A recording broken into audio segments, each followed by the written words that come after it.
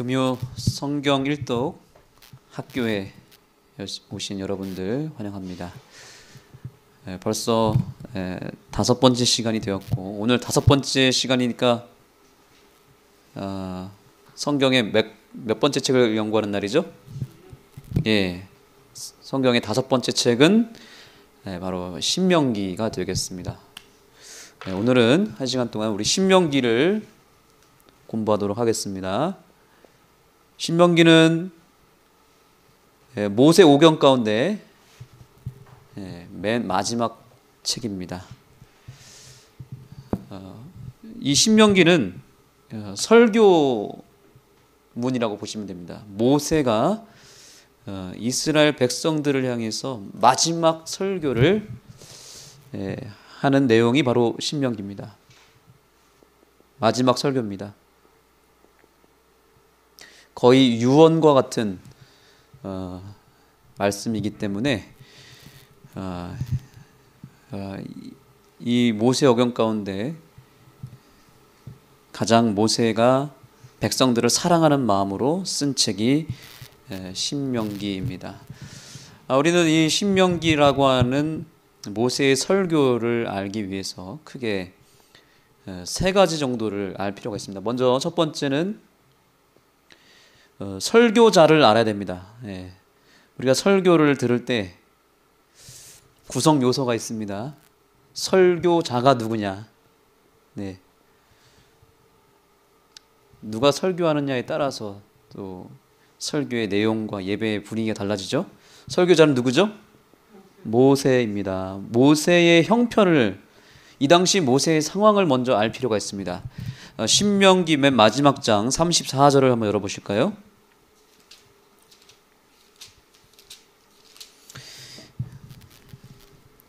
신명기 34장 7절. 모세의 죽을 때 나이 120세나. 자, 모세가 몇 세 때, 몇 세 때 쓴 겁니까? 120세.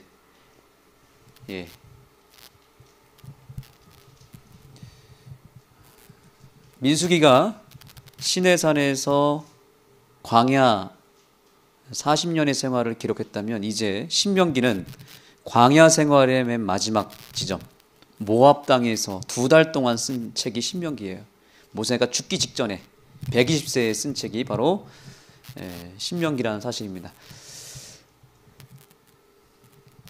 자, 그런데 120세의 나이면은 나이가 굉장히 많은 거죠. 그렇죠? 우리 교회에서 가장 연장자이신 우리 신집사님 여기 계신데, 건강한 모습으로 돌아오게 되어서 정말 반갑고 하나님께 감사드립니다. 우리 집사님 모습을 볼 때 모세의 모습을 보는 것 같습니다. 모세의 특징이 여기 나옵니다. 한번 보시죠. 자, 120세나 그 다음 뭐가 흐리지 않았대요? 눈이 흐리지 아니하였고, 그 다음에 뭐래요? 기력이 쇠했대요? 쇠하지 않았대요? 쇠하지 아니하였다는 겁니다. 눈이 아주 말똥말똥 총명했고요. 기력이 쇠하지 않고, 올해 우리 이장로님 연세가 아마 나이가 모세의 반이죠. 반. 그죠? 절반이죠? 그렇게 되나요? 예. 60, 이제 최근에 환갑을 지나셨어요. 근데 모세가 120세지만 모세의 몸과 마음의 상태는 지금 여기 앞에 있는 이장로님의 상태였다는 겁니다. 아마 120세였지만 목소리에 힘이 바짝 들어가서 하면 아멘도 이장로님처럼 아멘! 막 이렇게 했을 겁니다. 그리고 안경도 안 쓰고 눈이 아주 총명했기 때문에 120세 나이에 책도 그냥 안경 없이 봤을 것이고, 목소리도 굵었을 것이고, 아주 팔팔해서 아마 농사일도 했을 겁니다. 그러면 모세가 이렇게 몸도 건강했고 정신 상태도 아주 맑고 총명했다면 가나안에 들어가는 거는 당연합니까? 안 당연합니까? 당연하죠. 이 상태에서 모세가 여기 눈이 흐리지 아니하였으나 치매가 왔더라 이런 얘기 없죠? 치매도 없고 기억력도 아주 좋고 힘이 풀린 것이 아니라 중풍이 걸렸던 것도 아니고 아주 기력이 왕성했다라고 말하고 있습니다. 그러면 여기서 봤을 때 이제 모세는 당연히 어디로 가야 되냐면 가나안 땅으로 가는 게 맞습니다. 지금 뭐 거의 다 죽어가는 상태에서 이 설교문을 쓴 게 아니고 기력과 눈의 시력이 총명했던 상태였다는 겁니다.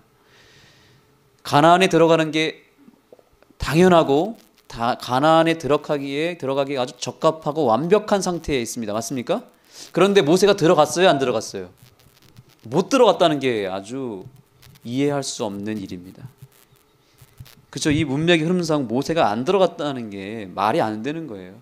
이렇게 건강한데 어떻게 모세가 가나안에 들어가지 못했을까? 그 이유가 뭘까요? 왜 못 들어갔을까요? 자, 이제 신명기 3장으로 가겠습니다. 3장 25절부터 27절입니다. 신명기 3장 25절부터 27절. 잘 보십시오. 구하옵나니. 지금 모세가 구하고 있습니다. 누구한테 구하고 있습니다? 하나님께 구하고 있습니다. 나로 건너가게 하사. 어디로 건너가게 해달라는 얘기예요? 가나안으로 건너가게 하사 요단 저편에 있는 아름다운 땅, 아름다운 산과 레바논을 보게 하옵소서. 지금 모세가 하나님께 간구하는 것입니다. 하나님, 저도 가나안 땅에 가게 해주십시오. 저는 기력이 있고 아직 할 일이 많고 저는 건강합니다. 그리고 40년 동안이나 저는 백성들을 이끌어왔고 준비해왔고 저 땅을 가기 위해서 제가 제 인생을 걸었습니다. 그러니 저도 저 가나안 땅에 가게 해 주십시오 라고 지금 간구하고 있습니다. 그런데 문제는 26절입니다. 여호와께서 너희의 연고로 내게 진노하사.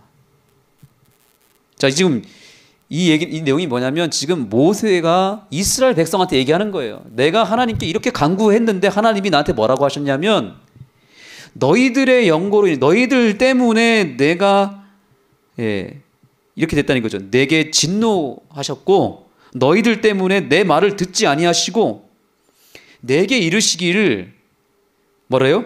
그만해도 족하니 이 일로 다시 내게 말하지 말라 하셨다 이 말이죠. 지금 하나님이 모세의 기도에 응답했다는 말이에요? 안 했다는 말이에요? 안 했다는 말입니다. 그런데 여기 중요한 단어가 여기 있습니다. 네, 계속 일단 읽어볼게요. 27절. 너는 비스가산 꼭대기에 올라가서 눈을 들어 동서남북을 바라고 내 눈으로 그 땅을 보라. 내가 이 요단을 건너지 못할 것이라. 너는 못 간다. 이렇게 통보를 받았다는 겁니다. 그런데 그 이유가 뭐라고 말하고 있냐면 너희의 연고라고 되어 있습니다. 여기 너희의 연고에다가 여러분 동그라미 치셔야 됩니다. 너희가 누굽니까? 네, 이스라엘 백성들입니다. 백성들. 그런데 좀 이상하지 않습니까? 우리가 아는 상식으로는 모세가 가나안 땅에 들어가지 못하는 이유는 무엇 때문이었습니까? 반석을 2번 쳤기 때문이잖아요. 그렇죠? 그런데 하나님은 뭐라고 말씀하시냐면 너는 저 백성들 때문에 못 가는 거다 이렇게 얘기합니다.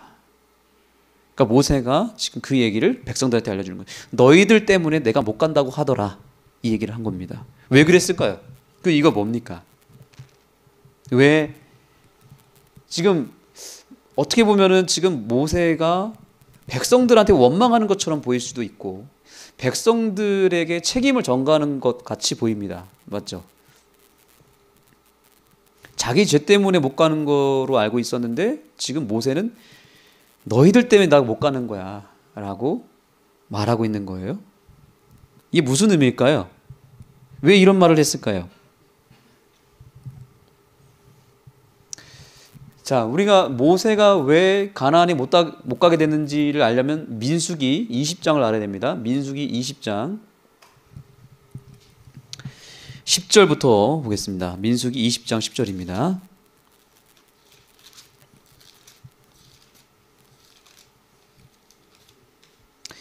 20장 10절.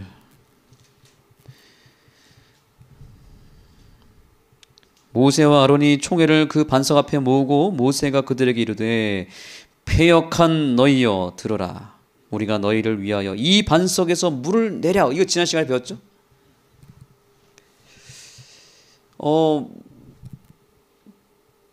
우리가 이걸 알아야 됩니다.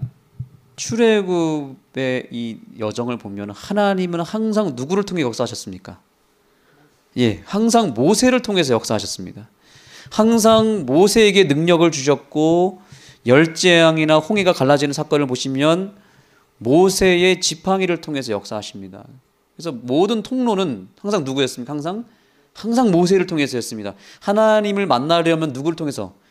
하나님의 음성을 듣기 위해서도 항상 모세에게만 허락됐던 거고 모세를 통해서만 모든 것을 얻을 수 있었습니다. 하나님의 형상, 임재, 음성 다 모세를 통해서만 들을 수 있었어요.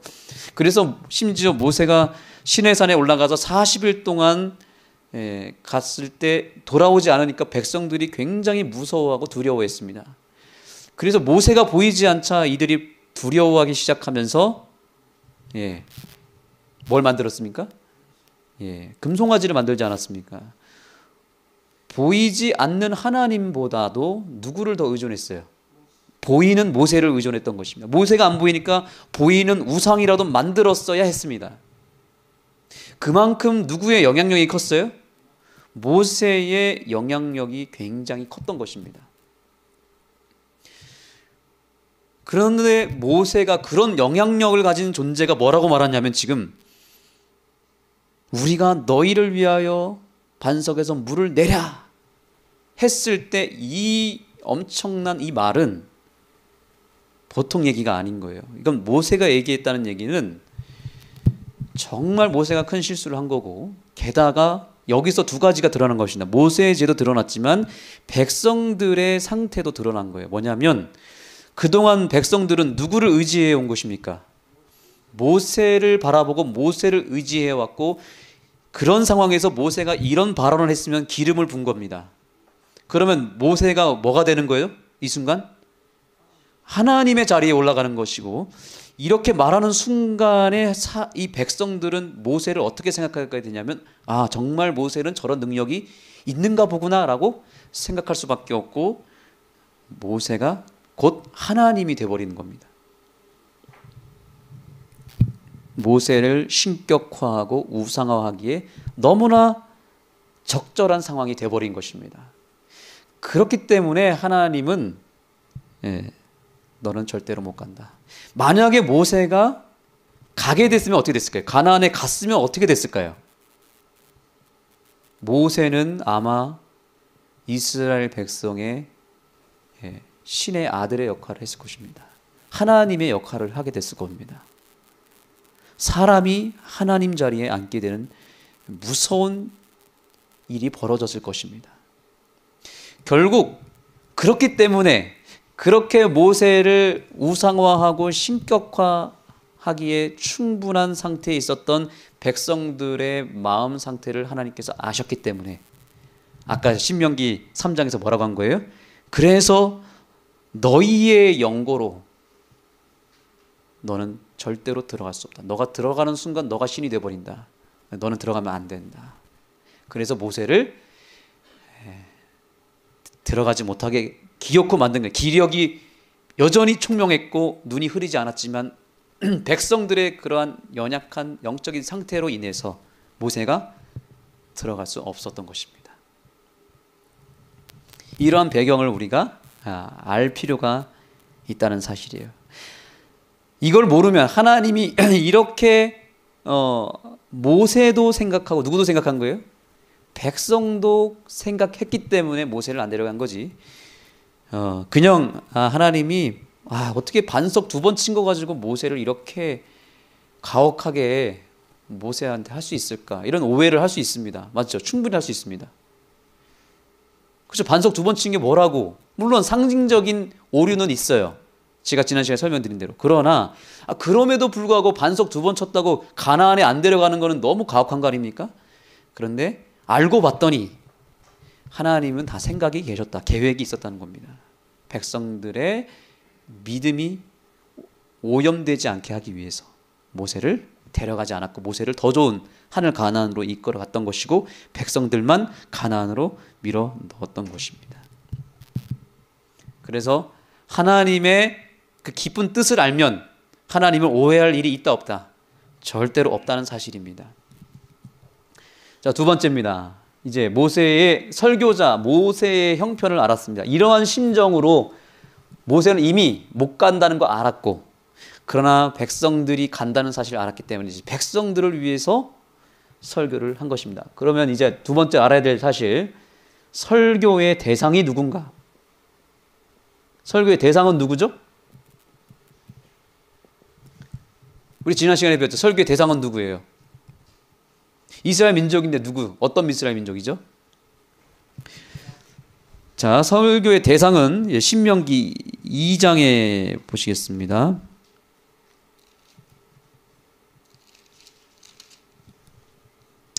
(2장 14절)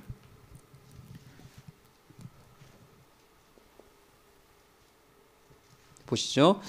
가데스 바네아에서 떠나 세렛 시내를 건너가기까지 38년 동안이라. 이때에는 그 시대의 모든 군인들이 여호와께서 그들에게 맹세하신 대로 진중에서 다 뭐 했대요? 멸절됐다는 거죠. 이게 민수기에 나온 백성들 얘기하는 거예요. 원망했잖아요. 악평을 하는 걸로 말미암아 그때 하나님이 그들이 말하는 대로 뭐 했어요?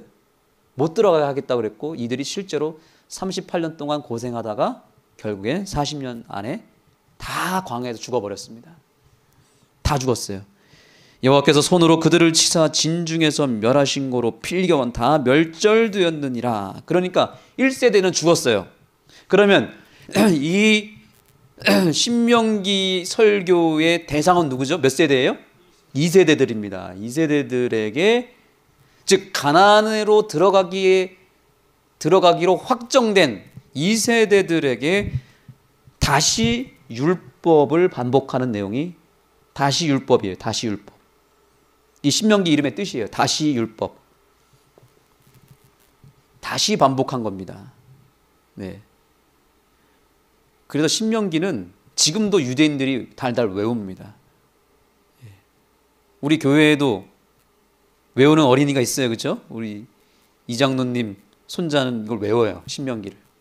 노래로 외웁니다. 그 이유가 뭐냐면 하나님께서 2세대들, 다음 세대를 향해서, 자녀 세대들을 향해서 율법을 다시 교육하는 내용이 신명기고 유대인들은 바로 이 신명기를 암송함으로 인해서 지금까지도 지구상에서 가장 형통하고 가장 실력 있고 이 세상을 지배하는 민족이 되어버렸습니다. 그게 뭐냐면 하나님의 율법에 완전히 목숨을 걸었기 때문에 그렇습니다. 네. 그래서 하나님께서 2세대들을 정말 하나님 나라의 백성답게 다시 키우기 위하여 정말 어린 자식 제대로 첫째는 실패했잖아요. 그러니까 둘째 막내를 새롭게 키우기 위해서 하나님이 모세에게 다시 교육을 시켜라.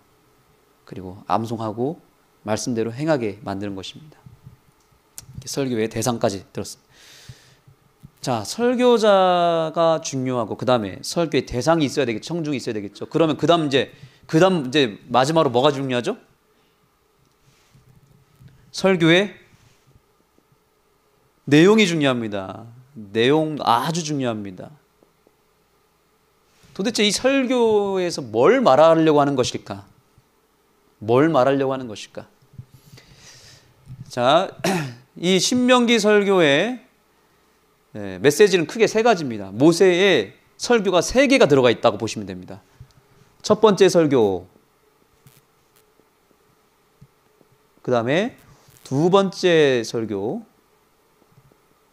그리고 세 번째 설교, 이렇게 세 가지가 있다고 보시면 됩니다.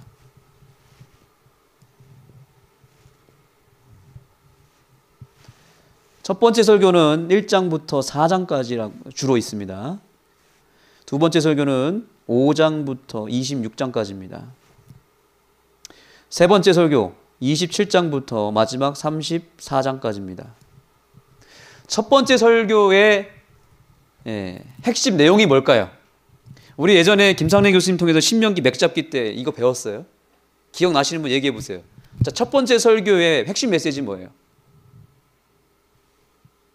과거를 뭐하라? 과거를? 회상하라. 돌아보라. 과거에 하나님께서 이스라엘 백성들에게 베푸신 역사를 기억하라. 돌아보라. 라고 말씀하십니다. 과거를 돌아보라. 이것이 핵심 내용이에요. 첫 번째 설교의 내용입니다. 자, 5장부터 26장. 두 번째 설교의 핵심은 뭐냐면, 이젠 과거를 돌아봤으면 이제 뭐 해야 되죠? 현재를 성찰하라는 거예요. 성찰. 현재 하나님께서 나에게 바라시는 모습이 뭐냐 이거예요. 이게 5장부터 26장까지 있기 때문에 오늘날 내 신앙의 현재의 삶을 개선하기 위해서는 5장부터 26장을 읽으시면 돼요. 거기에 이제 5장부터 뭐가 나오냐면 하나님께서 십계명을 주십니다. 여러 법들이 나와요. 도덕법, 시민법, 다시 한번 법을 반복해서 교육하기 때문에 현재를 성찰하라. 그래서 시점이 현재고, 그 다음에 여기 핵심 키워드는 뭐예요? 이제 좀 이따 나오겠지만 지켜 행하라예요. 지켜 행하라. 지금 내 현재의 삶에서 가장 중요한 신앙의 키워드는 뭐냐면 하나님의 말씀대로 내가 지켜 행하는 것입니다. 그 다음에 세 번째는 뭘까요? 그러면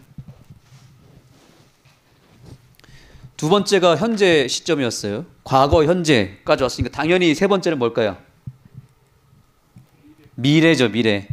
미래를 바라보라. 미래를 바라보라.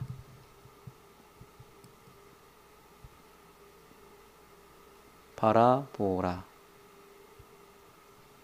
이게 신명기의 세 가지 메시지입니다. 너무나 분명하고 간단하죠? 그러나 이 세 가지는 우리 신앙에 굉장히 중요한 뿌리가 됩니다. 우리는 과거에 하나님께서 나를 위해서 해주신 역사가 무엇인지를 알아야 됩니다. 그게 신명기에 나옵니다. 이제 남는 시간 동안 이제 이 세 가지를 풀어볼 겁니다. 간단하게라도 맛을 봐야 되겠죠? 자, 그러면 신명기 1장을 보겠습니다. 과연 하나님께서 과거에 이스라엘 백성들에게 해주신 역사가 무엇인지를 알아야 됩니다. 1장 31절. 자, 이 성경절은 굉장히 중요하기 때문에 여러분 줄을 치셔야 됩니다. 31절, 1장 31절. 자, 제가 읽을게요. 광야에서도 너희가 당하였거니와 사람이 자기 아들을 무엇한같이요? 아름같이 너희 하나님 여호와께서 너희 행로 중에 너희를 무엇하사? 아느사 이곳까지 이르게 하셨느니라 하나. 이 일에 너희가 너희 하나님 여호와를 믿지 아니하였도다. 자, 여기 중요한 단어가 있습니다. 아주 중요한 단어가 여기 나옵니다. 아느사, 안따라는 단어 두 번 나오죠. 그렇죠? 여기 옆에다 쓰세요. 이거는 히브리어로 나사라는 단어입니다. 뭐라고요? 나사라는 단어입니다. 이게 안따라는 뜻을 가져요. 안따. 이 단어가 아주 중요합니다. 자, 어쨌든 이 성경 신명기는 아까 얘기했던 대로 가나안 들어가기 바로 직전에 쓴 거라고 그랬습니다. 그러면 이 말씀을 우리가 이해할 때 안 왔는데 얼마 동안 안 왔다는 얘기죠? 광야에서 있을 동안 40년 동안 무엇 하셨다고 하나님이 안고 왔다는 얘기입니다. 과거에 하나님께서 우리를 위해서 해주신 일에 무엇을 기억해야 되냐면 저와 여러분을 처음부터 지금까지 안고 오셨다는 사실입니다. 안고 오셨다. 이걸 알아야 된다는 것, 이걸 기억해야 된다는 거죠. 이스라엘 백성들이 광야에서 방황은 했지만 알고 봤더니 그들이 원망하고 불평하고 배도는 했지만 그럼에도 불구하고 하나님은 그들을 무엇하고 왔다는 겁니까? 안고 여기까지 왔다는 것입니다. 출애굽할 때부터 안아서 가나안 들어가기 직전까지 안고 여기까지 왔다는 거예요. 이걸 기억하라는 것입니다. 그래서 8장 이 말씀과 짝을 이루는 성경절이 있습니다. 8장 4절입니다. 8장 4절.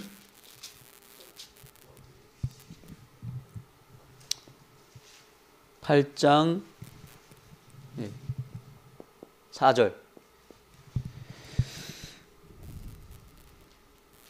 자, 보세요. 8장 4절. 이 몇 년 동안요? 40년 동안. 40년 동안이란 말은 광야에 있는 동안 말씀인 거죠? 40년 동안에 너의 의복이 뭐하지 않았대요?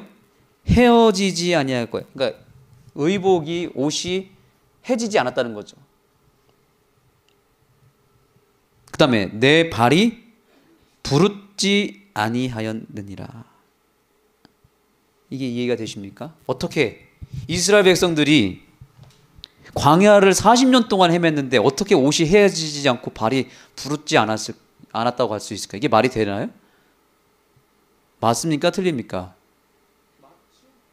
아니, 이게 가능하냐는 거예요. 어떻게 40년 동안 광야 생활을 했는데 옷이 어떻게 헤어지지 않냐고요. 예? 하나님 무엇했기 때문에. 네, 맞습니다. 그게 중요한 거예요. 아까 뭐라고 했어요? 아까 1장에서 안고 왔다고 했잖아요. 그 얘기를 지금 이렇게 문학적으로 얘기한 거예요. 내가 안고 왔기 때문에 뭐 하지 않은 거예요? 옷이 헤할 일이 있어요, 없어요? 헤할 일이 없고 발도 당연히 부르트지 않죠. 왜냐하면 걸을 일이 없으니까. 근데 사실 육신적으로는 걸었어요. 사실은. 그러나 지금 이건 그런 얘기를 하는 게 아니고 영적인 의미를 지금 얘기하고 있는 거예요. 영적으로 하나님은 40년 동안 이스라엘 백성들을 품에 안고 여기까지 왔기 때문에 발이 부르트지 아니하고 옷이 해하지 않았다는 사실입니다. 이게 굉장히 여기에 신학적인 의미, 영적인 의미가 있는 거예요. 이 두 가지가 짝을 이룬다는 거예요. 이해되십니까? 이 상태에서 이제 뭘 봐야 되냐면 민수기 14장에 보면은 이제 요 나사의 의미가 정확하게 무엇인지 나옵니다. 자, 민수기 14장으로 가겠습니다. 우리가 왜 성경을 연구해야 되는지 여기서 나타나는 겁니다. 민수기 14장.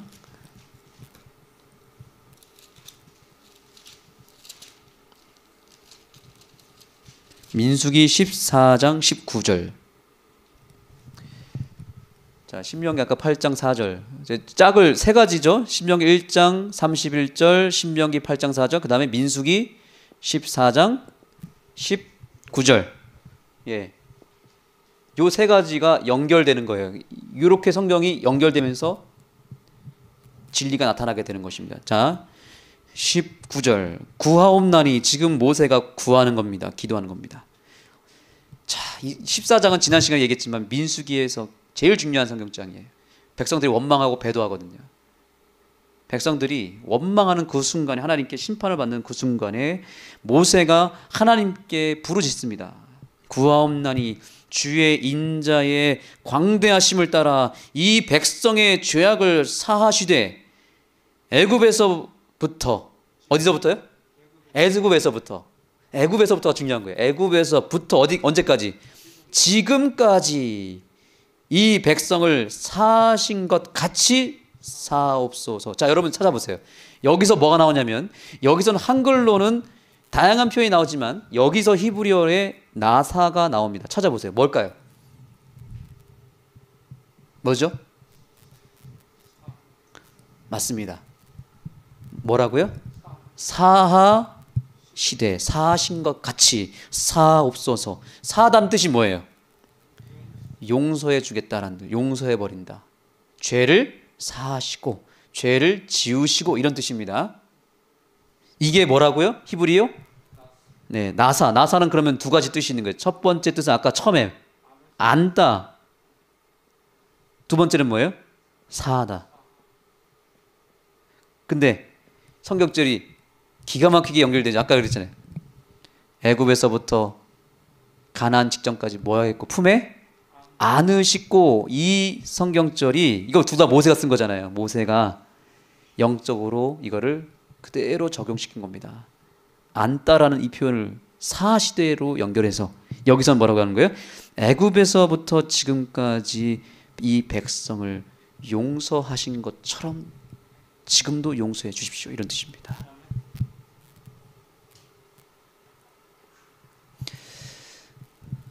이스라엘 백성들, 제가 오늘 아침 새벽 기도 때도 얘기했지만 애굽에서 출애굽하자마자 며칠 만에 원망합니까? 3일 만에 하나님을 욕하고 모세에게 원망하고 차라리 애굽에서 죽는 게 낫겠다. 홍해 앞바다에서. 그 정도 됐으면요, 사실은 하나님 심판받고 그 자리에서 죽어야 됩니다. 근데 하나님은 그 자리에서 구원의 역사를 열어주시죠. 홍해를 열어주시죠. 그렇죠?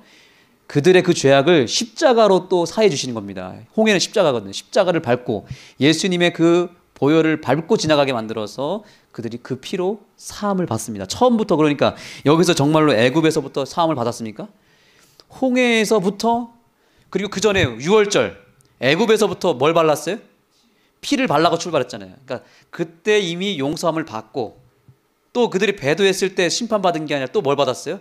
홍해를 밟고 지나감으로 말미암아 또 한 번 사함을 받고 지나갑니다. 이때 배도했을 때에도 역시 지금 민수기 14장에서도 배도하고 나서 20장에 가면 반석이 나오고요. 그 다음에 장대에 달린 놋뱀이 나오는 거예요. 계속해서 하나님은 사하시는 겁니다. 이들이 죄가 드러날 때마다 품으시는 거예요. 처음부터 아셨을까요, 하나님? 처음부터 이스라엘 백성들이 이 모양 이 꼴로 하나님의 가슴을 찢어 놓을 것을 아셨던 거예요. 이렇게 구원해 냈지만 또 원망하고 또 배도하고 또 우상 숭배할 거, 타락할 거 다 하나님은 미리 내다보셨어요. 그렇기 때문에 처음부터 뭐 하셨어요? 그분의 품으로 안으시고 출발했다는 것입니다. 우리 인간은, 우리 자녀들 키워 다 보셨겠지만 아이들이 안아달라고 하면 안아줍니다. 근데 한 1시간쯤 안으면 어떻게 됩니까? 예, 힘들어요. 힘듭니다. 가난한 아기도 1시간 안으면 힘들어요. 그 아이를 데리고 어디 안고 어딜 간다는 것은 불가능한 일입니다. 내려놓게 되어 있습니다. 우리는 내려놓으면 애들이 또 다쳐요. 그죠? 자기들끼리 또 놀다가 또 넘어지고 어디다 쳐박고 자빠지고 빠지고 이래가지고 또 다칩니다. 부모의 품에 벗어나면 다치게 되어 있어요. 그래서 부모가 안아주는 것입니다. 하나님은 우리를 처음부터 안고 시작하셨어요. 애굽에서부터. 그리고 한 번도 그 품에서 우리를 내려놓은 적이 한 번도. 우리 인간은 연약해서 내려놓을지 모르지만 우리 하나님만큼은 저와 여러분을 절대로 그 품에서 내려놓지 않는다는 사실을 오늘 이 말씀을 통해서 깨닫게 되기를 소망합니다. 왜냐하면 우리가 하나님 품에 떠나면 죽어요. 우리는. 예, 우리는 그냥 망하는 것입니다. 그걸 알기 때문에 하나님은 우리를 내려놓을 수가 없는 거예요. 하나님은 한 번 안으시면 끝까지 안으시는 것처럼 하나님은 한 번 용서하시면 끝까지 우리를 용서하시고 우리를 구원하시고 책임지시는 하나님임을 믿으시기 바랍니다. 그 사실을 기억하셔야 됩니다. 하나님은 나를 처음부터 용서하셨다. 지금도 용서하고 계시고 앞으로도 나를 끝까지 그 품에서 안아주시고 사하실 것이다. 예. 그래서 이 안다, 사하다 이 말이, 이 개념이 매우 중요하기 때문에 사복음서에서, 신약에서도 이 용어가 가끔 쓰여집니다. 특별히 누가복음 15장에 보시면 한번 보겠습니다. 누가복음 15장.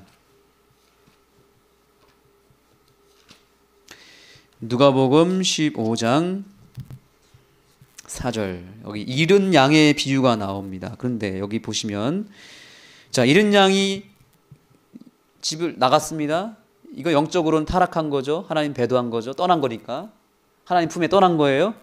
그런데 어떻게 했습니까? 목자가 5절 보세요. 또 찾은즉 즐거워 어디에 맸대요? 어깨에 메고. 이게 나사예요. 나사. 매다. 안다라는 뜻이에요. 품에 안다. 어깨에 맨다. 영적으로는 뭔 말이에요 이게? 잃어버린 죄인을 뭐하고? 품에 용서의 품으로 사고, 이런 뜻입니다. 그 다음에 집에 와서, 온다는 말은 뭐예요? 돌아온다는 말은 뭐예요? 두 자로 줄이면 영적으로 회개예요. 회개. 자, 질문 드리겠습니다. 용서가 먼저인가요? 회개가 먼저인가요? 여기 이 비유에 의하면 용서가 먼저죠. 왜냐하면 분명히 목자가 먼저 뭐 했어요? 어깨에 맸잖아요. 안았잖아요. 이게 용서라 그랬죠? 용서의 품으로 안고, 그 다음에 집으로 돌아오게 한 것도 누가 한 거예요? 양이 돌아왔어요? 아니면 매어진 상태에서 목자의 발에 의해서 돌아왔습니까? 목자의 발에 의해서 돌아온 것입니다. 그게 회개의 본질입니다. 회개를 했기 때문에 용서를 받는 게 아니고, 용서를 받았기 때문에 받은 다음에 그 다음에 하나님께서 품으시고 그 목자 대신 예수님께서 나를 돌아오게 만들어 주시는 거는 누가 해주는 거예요? 그것도 예수님이 해주는 거예요. 그게 회개예요. 그래서 여기 7절에 보시면 내가 너희에게 이르노니 이와 같이 죄인 하나가 무엇하면? 회개하면 이게 나사입니다. 회개가 나사예요. 그러니까 회개는 그리스도의 품 안에서 시작해서 그리스도의 품 안에서 끝나는 게 회개예요.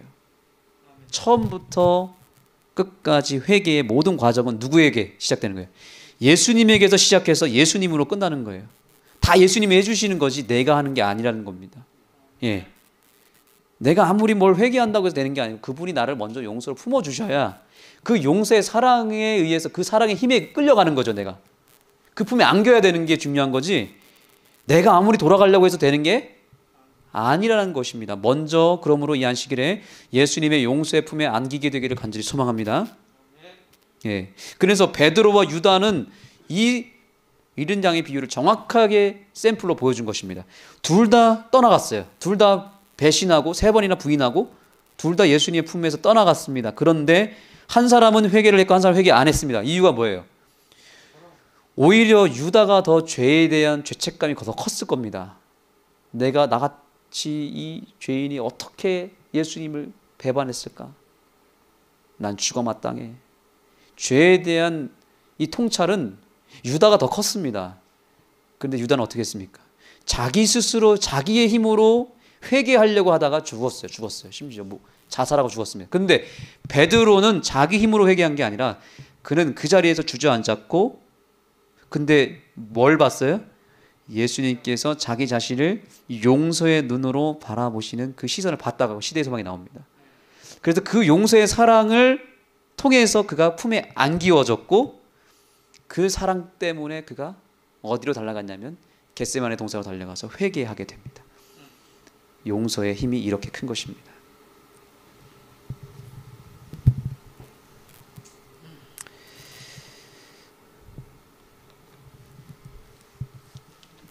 자, 현재로 가겠습니다.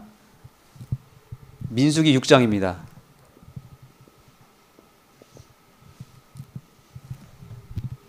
죄송합니다. 민수기가 아니라 우리 신명기 보고 있죠?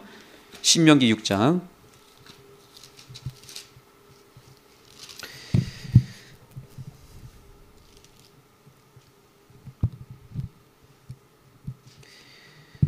자, 이제 6장에 보면 5장부터 보시면 하나님이 율법을 다시 한번 10계명을 2세대들에게 내려주면서 모세는 그 10계명의 본질에 대해서 이렇게 얘기합니다. 24절입니다. 신명기 6장 24절. 여호와께서 우리에게 모든 규례를 지키라 명하셨으니 이는 우리 하나님 여호와를 경외하여 항상 뭘 누리게 하기 위함이래요? 복을 누리게 하기 위함이시며 이렇게 나옵니다. 여호와께서 우리로 오늘날과 같이 생활하게 하려 함이라. 율법을 주신 이유가 율법 지켜서 구원받으라고 준 게 아니라 복 주시려고 우리한테 행하라고 한 거예요. 생활을 사람답게 살 수 있게 해주기 위해서 우리의 생활 속에서 행복한 삶, 편안한 삶, 형통한 삶을 허락해 주시기 위해서 율법을 주신 것이지 다른 이유가 하나도 없습니다. 율법의 목적은 딱 한 가지, 우리의 행복. 또 하나 볼까요? 신명기 10장 13절. 지금 우리가 현재의 삶을 돌아볼 때 가장 시급하게 해야 될 일이 바로 이런 거예요. 10장 13절 다 같이 읽겠습니다. 이제 이거 굉장히 중요한 성경절입니다. 시작. 내가 오늘날 내 행복을 위하여 내게 명하는 여호와의 명령과 규례를 지킬 것이 아니냐. 할렐루야. 아멘. 율법의 목적이 뭐라고요? 절대로 어디 가서 율법을 지켜야 구원받는다는 얘기 절대 하시면 안 됩니다. 구원은 오직 누구고요? 예수 그리스도의 피를 통해서만 구원받는 거예요. 신명기도 율법을 말하기 전에 뭘 얘기하고 있어요 지금? 용서를 먼저 말하고 있어요. 용서를 예수님 십자가의 구원을 먼저 돌아보라고 말하잖아요. 여기서 출발한다는 거죠. 그런 다음에 우리 구원 받았으니까 이제 어떻게 살아야 돼요? 행복하게 살아야 될 거 아니에요. 구원 받았는데 여전히 불행하게 여전히 힘들게 살면 안 되겠죠. 건강하게 살아야 되겠죠. 그래서 이제 두 번째 설교에서 이제는 율법을 얘기하는 거예요. 행복하라고. 그래서 지켜 행하라 계속 반복됩니다. 이제 성경줄을 찾아보지 않겠지만 여러분이 이제 다음 주에 이제 신명기 읽어 나갈 때 이거 찾으시면 돼요. 이제 6장부터 26장에 계속 반복되는 게 뭐냐면 지켜 행하라, 듣고 행하라 계속 나옵니다. 행하라, 행하라. 우리의 행복을 위해서 지켜 행하라는 것입니다. 그래서 28장을 보시면 신명기 28장에 아주 유명한 내용이 나옵니다. 그 율법에 순종했을 때 어떤 일이 벌어지는가? 28장 1절 오늘날 내게 명하는 그 모든 명령을 지켜 행하면 그 다음부터 이제 복이 나옵니다. 순종하면 어떤 복이 생긴대요? 2절 여호와의 말씀에 순종하면 이 모든 복이 내게 임하며 내게 미치리니 성읍에서도 복을 받고 들에서도 복을 받고 토지와 소산과 내 짐승 새끼와 우양의 새끼가 복을 받을 것이며 광주리와 떡반죽 그릇이 복을 받을 것이며 내가 들어와도 복을 받고 나가도 복을 받을 것이니라. 율법은 결국 하나님 사랑이고 이웃 사랑입니다. 다 주는 사랑이고 희생, 자아 희생적인 이타적인 사랑을 말하는 거예요. 그렇죠? 예. 그렇게 그걸 이제 본질의 복이라고 그러고 현실적인 덤으로 따라오는 복은 28장 여기 나오는 거예요. 우리가 율법의 정신인 하나님을 사랑하고 이웃을 내 몸과 같이 사랑하라고 하는 그 사랑대로 순종하게 되면 하나님이 현실의 삶의 복을 허락해 주신다는 겁니다. 사도행전 20장에 보면은 우리 하나님은 부족한 분이 아니시고 오직 뭐 하시는 분이라고 주시는 분이라고 그랬습니다. 하나님은 그저 주는 존재로 계시고 그 주는 하나님의 품성을 따라서 율법대로 살아갈 때 율법은 주는 삶을 살라 이 말입니다. 이타적인 삶을 살라 그런 겁니다. 이타적인 삶을 살 때 그러면 뭘 주겠다는 거예요. 여기대로 네. 성읍에서도 복을 받고 떡반죽 그릇에 복을 받을 것이고 들어와도 복을 받고 나가도 복을 받을 것이다. 율법대로 살면 이렇게 놀라운 현실의 복이 찾아올 것입니다. 근데 그 이유가 뭘까요? 왜 이런 복을 충만히 주실까요? 자, 저 사람이 율법대로 막 살아요. 자꾸 사람들에게 이웃에게 나눠주고 이제 이게 율법을 지키는 거니까 이웃을 내 몸까지 사랑하는 나눠주고 헌신하고 희생하는 삶을 자꾸 해요. 교회를 위해서 헌신하고 하나님을 위해서 계속해서 헌신합니다. 그러면 하나님 입장에서는 더 줘야 될까요? 안 줘야 될까요? 줘야 돼. 왜 줘야 되죠? 아들이니까 줘야 돼요. 또요. 주면 그 주는 족족도 어떻게 할 거니까 또 나눠줄 거 아닙니까? 주면 더 나눠줄 거 아닙니까? 그래서 하나님이 더 주시는 거예요. 그게 덤의 축복입니다. 그러니까 율법을 지키는 게 더 중요하겠죠. 본질의 복을 먼저 내가 취하고 율법에 순종하게 되면 하나님은 그 다음에 이제 우리가 구하는 뭐 먹고 마시는 문제, 먹고 사는 문제를 다 해결해 줄 뿐만 아니라 복을 계속 부어주는 겁니다. 왜냐하면 계속 주니까 나눠주니까. 그런데 28장 여기 옆에 15절 보세요. 행하지 않으면 율법의 명령대로 듣고 지키지 않으면 어떻게 될까요? 즉 이 말은 율법을 지키지 않는다는 말을 다시 현실적으로 다시 바꿔 말하면 무슨 뜻이에요? 이기적으로 살면 이런 뜻입니다. 이타적이고 나눠주는 그 율법의 정신대로 살지 않고 그저 이기적으로 욕심 부리며 사는 자기 자아 희생의 삶을 부정하는 이 삶은 저주받는 삶이라는 거죠. 왜요? 줄 수 있어요, 없어요? 못 주죠. 주면 어떻게 하니까? 안 나눠주니까. 자기만 채우니까 줄 수가 있어요, 없어요? 그래서 결과적으로 덤으로 뭘 받는 거예요? 또 다른 저주가 계속 연결되는 것입니다. 올 한 해 여러분, 하나님의 율법의 이 말씀 지켜 행하시게 되기를 간절히 소망합니다. 예, 지키면 지킬수록 덤으로 따라오는 복들이 많을 것입니다. 그 율법의 본질을 반드시 깨닫게 되기를 간절히 소망합니다. 예, 마지막 메시지는 미래를 바라보라. 그래서 26장에 보시면 내 하나님 여호와께서 내게 기업으로 주사 얻게 하시는 땅에 내게 들어가서 거기 거할 때라고 말합니다. 아직 들어가지도 않았지만 이미 하나님은 주신 땅으로 여겨주고 있습니다. 하나님의 안목에서 미래는 현실이에요. 여러분, 하나님께서 여러분에게 앞으로 미래에 주시고자 하는 가나안 땅을 바라보실 때 그것이 현재 이미 이루어졌다고 믿고 믿음으로 취하게 되기를 간절히 소망합니다. 미래를 현재로 끌어와도 괜찮다는 말을 지금 하고 있는 것입니다. 그래서 시편 81편 10절에 내 입을 뭐하게 벌라고요? 크게 벌리라는 겁니다. 크게 벌리라. 내 미래의 삶을 믿음의 눈으로 바라보고 구하라는 거죠. 그렇게 해서 아직 당도하지 않은 미래의 내 삶에 받을 축복을 현재로 끌어오셔서 모세처럼 기력이 쇠하지 아니하는 그 눈이 흐리지 아니하는 생생한 안목을 가지고 믿음의 안목을 가지고 미래의 땅을 바라보시고 올 2022년 동안 내가 받아야 될 축복을 믿음으로 취하고 얻으셔서 하나님의 복을 충만히 받고 이스라엘 백성답게 영적인 이스라엘 백성으로 살아가게 되기를 간절히 바라면서 말씀 마치겠습니다.